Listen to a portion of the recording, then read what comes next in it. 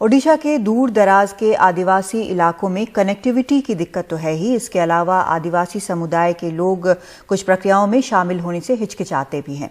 इससे उन तक पोषण और स्वास्थ्य सेवाएं पहुंचाना एक चुनौती रहती है, लेकिन ऐसी घटनाएं भी हैं जहां वक्त पर जानें बचाई जा सकी हैं और बच्चों के स्वास्थ्य की देखभाल भी हो रही है। शिबानी वडाका की सेहत अच्छी है, ऐसा इसलिए क्योंकि वक्त रहते उसकी अच्छी देखभाल हो पाई। इसकी मां सोनारी वडाका डोंगरिया कांधा कबीले की हैं और समय से 67 दिन पहले जन्मी इनकी बच्ची का वजन सिर्फ 1400 ग्राम था।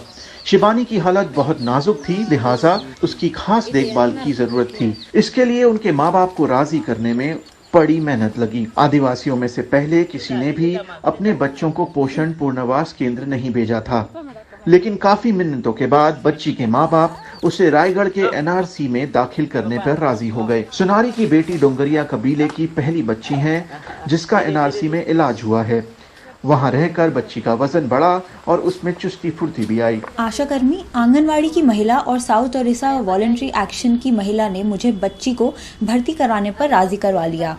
अब मेरी बच्ची स्वस्थ है।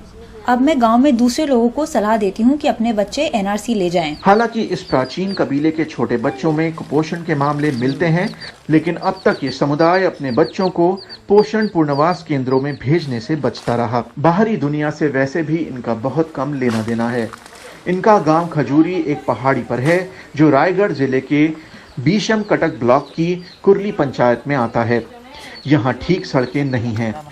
गांव में ब्लॉक मुख्यालय तक जाने के लिए पहले 500 से 600 मीटर पहाड़ी से उतरना पड़ता है, तब जाकर वो सड़क आती है जहां से 10 किलोमीटर के सफर के बाद ब्लॉक मुख्यालय पहुंचते हैं। 15 दिनों तक एनआरसी में रहने के बाद मेरी बेटी अब ठीक हो गई है और हम गांव वापस आ रहे हैं। अब मैं और मेरी पत्नी पोषण केंद्र के बारे में बताते हैं कि वहां जाने के कितने फायदे हैं।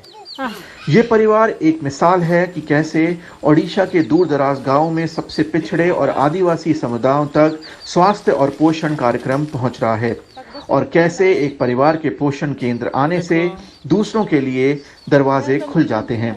और यही एक कल्याणकारी सरकार की कामयाबी है।